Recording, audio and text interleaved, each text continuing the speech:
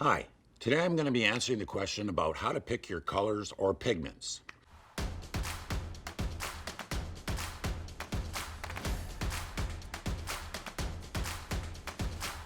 Hello everyone, my name is Mike Svob and welcome to my channel. I've been teaching and painting for over 30 years and I've decided to start this channel to help you become a better artist. If you stay with us on this channel, I will answer your questions on a weekly basis about how to become that better artist. Now what I suggest is you limit your palette to 6 colors and then we're going to add black and white to that. Now basically what you want is you want a warm and a cool version of each of these colors. These are the colors you find on the color wheel. Yellow, red, and blue. Now for your yellows, a cool yellow would be a lemon yellow or something like that. A warm yellow could be cad yellow. For your red, you could have alizarin or quinacridone. That would be your cool one. And then your warm one would be a cad red.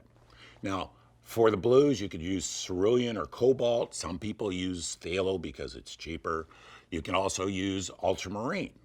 And that's a good way to start out as a painter. Now, most artists are going to use black and white with that, but as you become more advanced, you learn to use the white of the paper or the white of the canvas as part of the color instead of the white. So you build transparency, you start to do other things.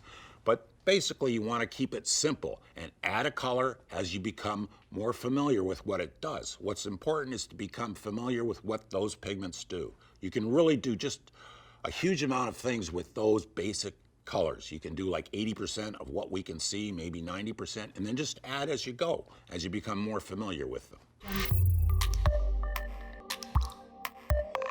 I hope you found this information useful. And I have a handout called How to Fix Your Painting, and you can get it by clicking on the link below. And thank you for watching.